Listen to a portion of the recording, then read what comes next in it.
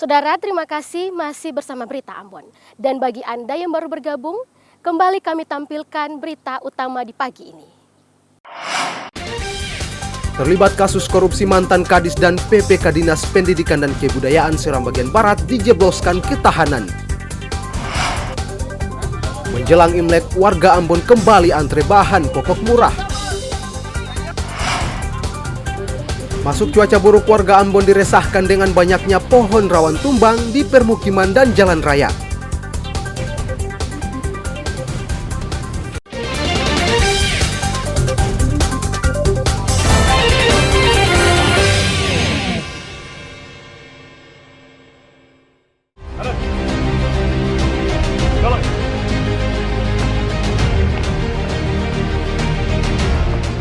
Ratusan personel Polres Pulau Aru yang bertugas sebagai pengaman pemilu 2024 siap disebar di 10 kecamatan untuk mengamankan proses pencoblosan pemilu 2024. Ada 210 personel ditugaskan untuk melakukan pengamanan di 2 kelurahan dan 80 desa yang ada di Kabupaten Kepulauan Aru. Personel Polres Kepulauan Aru ini juga dibantu 20 personel Brimob Polda Maluku dengan segala kelengkapan peralatan persenjataannya. Mereka akan ditugaskan melakukan pengamanan, termasuk menjaga proses pencoblosan hingga rekapitulasi penghitungan perolehan suara selesai digelar. Agar tidak ada polisi jatuh sakit, mereka dibekali dengan obat-obatan untuk menjaga stamina dan kesehatan. Pembagiannya diserahkan Kapolres Kepulauan Aru AKBP Dwi Baktia Rifai dalam apel pasukan di halaman Mapolres Kepulauan Aru. Sama apa nih MTP, oke? Ya. Nah, nanti begitu sudah dibagi dicek. Kalau ada yang kurang sampaikan sekarang. Langsung tanda tangan ambil tasnya. Ada 333 tempat pemungutan suara yang menjadi konsentrasi petugas pengamanan. Tim Liputan melaporkan dari Kepulauan Aru.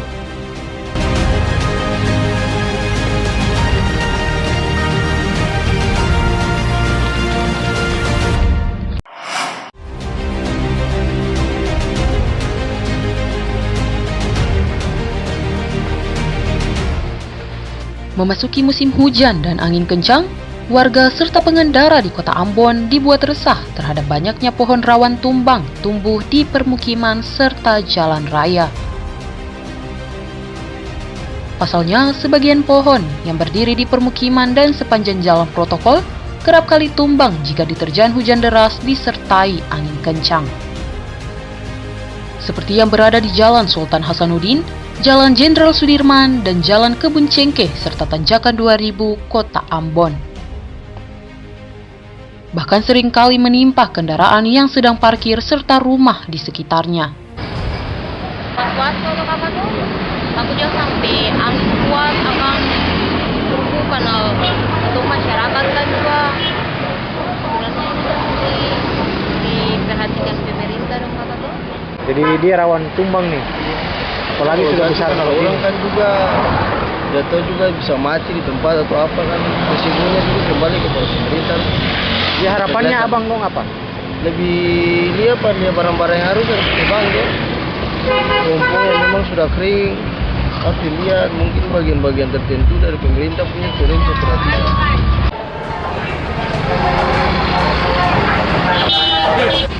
Atas kondisi ini, warga meminta pemerintah Kota Ambon segera menata pohon yang rawan tumbang agar tidak mencelakakan warga serta pengendara.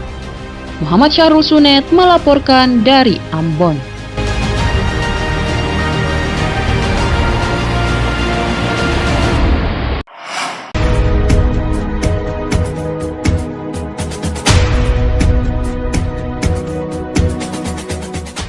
Masjid Wapawe merupakan salah satu masjid tertua dan unik di kawasan timur Indonesia. Tepatnya di negeri Kaitetu, Kecamatan Lehitu, Kabupaten Maluku Tengah. Masjid tua, situs peninggalan purbakala yang merupakan salah satu saksi sejarah jejak Islam di tanah Maluku ini masih kokoh hingga saat ini. Segala ornamen bangunan masjid tua ini masih ada sampai saat ini. Seperti lampu antik peninggalan Portugis, kaligrafi, timbangan tradisional yang terbuat dari kayu untuk zakat fitrah.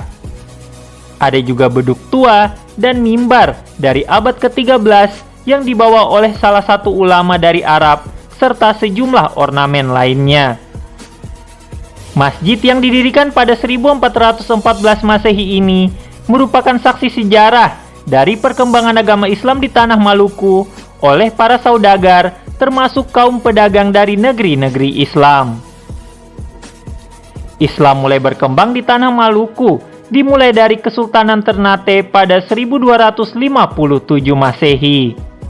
Penyebaran Islam oleh Kesultanan Ternate memberi pengaruh sampai ke wilayah Maluku lainnya, termasuk dengan keberadaan Masjid Wapawe di Kabupaten Maluku Tengah. Awalnya, Masjid Wapawe dikenal dengan nama Masjid Wawane karena didirikan di lereng Gunung Wawane, negeri Kaitetu, Kabupaten Maluku Tengah, oleh Pernada Jamilu, seorang bangsawan keturunan Kesultanan Jailolo di Maluku Utara, saat menyebarkan ajaran Islam pada awal abad ke-15 Masehi. Kemudian pada 1614 Masehi, masjid dipindahkan di sebelah timur Gunung Wawane karena gangguan dari Belanda yang saat itu menyerang kerajaan tanah itu. Belanda akhirnya menguasai seluruh wilayah tanah itu pada 1646 Masehi. Kaum penjajah kemudian mendesak warga di lereng gunung untuk turun ke daratan, termasuk penduduk di lereng Gunung Wawane, hingga cikal bakal terbentuklah suatu negeri yang dinamakan Negeri Kaitetu. Lantas, mengapa nama Masjid Wawane diganti menjadi Masjid Wapawe?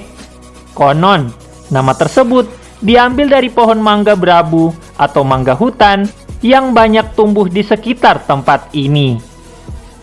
Itulah mengapa Masjid Wawane diganti nama menjadi Masjid Wapawe, artinya masjid yang dibangun di bawah pohon mangga berabu atau wapa. Bangunan Masjid Wapawe memiliki ukuran 10 x 10 meter. Pada bagian depan Masjid Wapawe terdapat bangunan tambahan yang berukuran 6,35 x 4,75 meter. Masjid ini memiliki bentuk 4 bujur sangkar. Masjid Wapawe memiliki keunikan khas, yaitu bangunan induk yang konstruksinya dirancang tanpa menggunakan paku pada setiap sambungan kayu. Pada bagian atap bambu dijadikan bahan pendukung untuk konstruksinya. Hingga saat ini, bangunan Masjid Wapawe tetap terjaga keasliannya serta masih difungsikan sebagai tempat ibadah dan tempat untuk melakukan berbagai kegiatan keagamaan oleh warga Kaitetu. Masjid ini sudah merupakan masjid tertua di Maluku yang dibangun pada tahun 1414. Ini kan bagian dari situs sejarah yang sudah merupakan ikon orang Maluku karena sudah dikenal sampai ke mancanegara. Jadi paling tidak ada perhatian lah, paling tidak setiap tahun itu ini kan ibarat orang tua, harus ada kepedulian. Keunikan lain dari masjid ini yakni dindingnya yang dibangun dengan pelepah sagu atau gaba-gaba. Konstruksi dinding yang menggunakan gaba-gaba terlihat sangat rapi dan terawat. Oleh pemerintah daerah Maluku, Masjid Tua Wapawe dijadikan sebagai situs budaya purbakala sehingga perlu dijaga dan dilestarikan. Muhammad Syahrul Sunet melaporkan dari Maluku Tengah.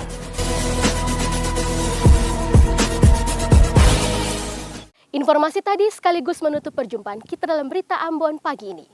Saya Christine Pesiwarisa dan segenap tim redaksi yang bertugas mengucapkan terima kasih. Selamat pagi, selamat beraktivitas, dangkelai amato.